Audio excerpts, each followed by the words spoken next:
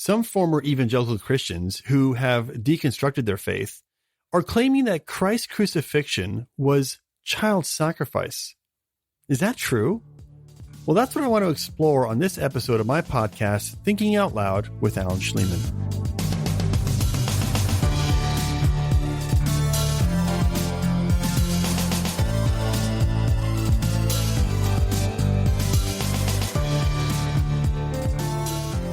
In an age of political correctness, Christianity is a prime offender. And it's not only scriptures like sexual ethics that are getting canceled. Even bedrock creeds like Christ's crucifixion are on the chopping block. Now, many professing Christians are uncomfortable with God killing his son as the penalty for our crimes. They see this as child sacrifice. And from their perspective, it's impossible for such a doctrine to be consistent with God's character when it's so clear that God abhors the killing of innocent children. Now, part of the temptation to shy away from historic Christian teaching stems from a disturbing new trend of, quote, deconstructing, end quote, your faith.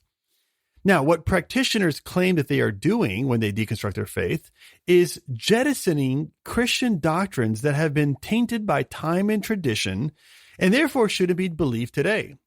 In other words, they believe they are merely reforming their faith, a process they would say Martin Luther practiced with the Reformation or Jesus practiced with the Pharisees. Now, in reality, I would say deconstruction is a broad term that's very difficult to nail down. In fact, you'll get different definitions depending on who you talk to. In my observation, though, it's the process of pulling apart aspects of the Christian faith that are undesirable, but not requiring scripture to be a standard as you develop new beliefs.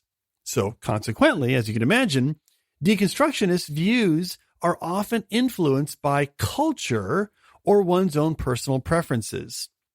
Now, by contrast, the biblical, and I would say the more healthier approach, is to correct mistaken theology by conforming it to what Scripture teaches.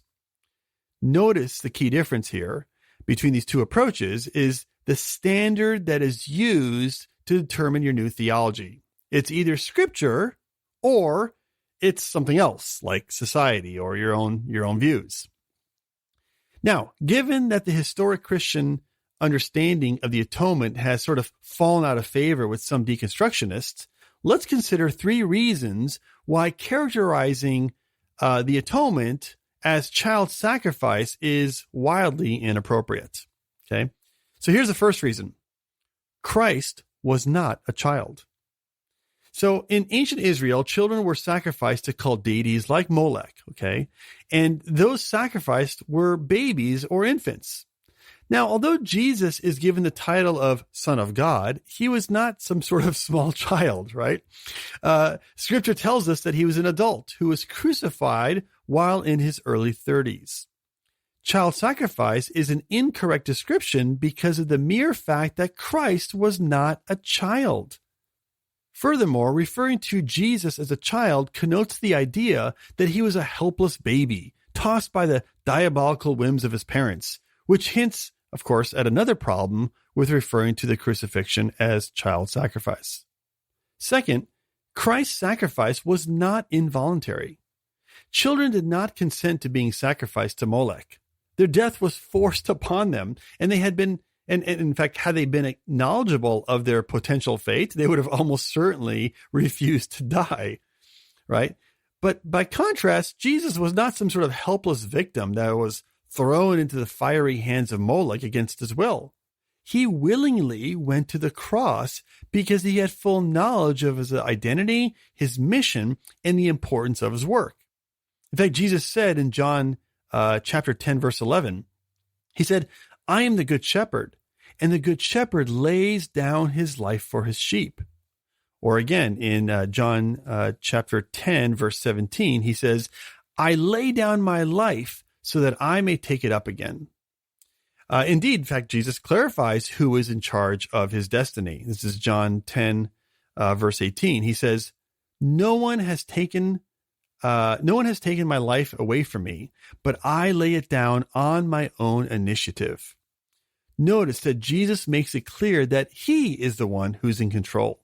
In fact, he admonishes Peter for trying to stop his arrest and subsequent crucifixion, which was the mission that he was intending to fulfill. Listen to what he says here in Matthew 26:53.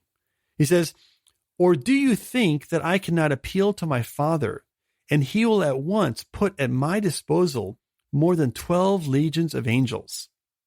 So notice here, Jesus is reminding Peter that he is still in full control and has the disposal of the heavenly armies at his will. And despite his access to divine and heavenly powers, Jesus willingly pursued his mission to get arrested, to get crucified, and then eventually rise again, because he knew this was the preconceived plan of the Godhead. And so a third reason is that God condemns child sacrifice. Okay. When God gave the law to Israel, he specifically forbade child sacrifice. Listen to this from Leviticus 20, verse 2. "Any man from the sons of Israel or from the aliens sojourning in Israel who gives any of his offspring to Molech shall surely be put to death." Now, I want you to notice three things about this short passage. One of them is this: not only were the Israelites prohibited from sacrificing their children to Molech, but even aliens sojourning in Israel were banned from this practice. Two, the sin of child sacrifice was a capital crime, demanding death as the penalty. And three, the next few verses, this is Leviticus chapter 20, verses 4-5. These next verses explain how a failure to execute a person who sacrifices their child would cause God to personally take action and punish everyone involved. So then notice, it is clear that God takes the sin of child sacrifice very, very seriously. And that's why it doesn't make any sense to believe that God's pivotal act to save humanity was accomplished through the very practice that he condemned. Now, to be sure, yes, Christ's atoning work on the cross was an act of sacrifice, but it's disingenuous to characterize it as child sacrifice, right? Because Christ willingly went to the cross out of his own love for us to become a ransom for the lost. Well, that's all I have for you today. If you enjoyed these short podcasts on topics about apologetics and theology, be sure to rate or review my podcast on iTunes or wherever you listen to podcasts on. And thank you again for listening. I look forward to thinking out loud with you the next time. Bye now.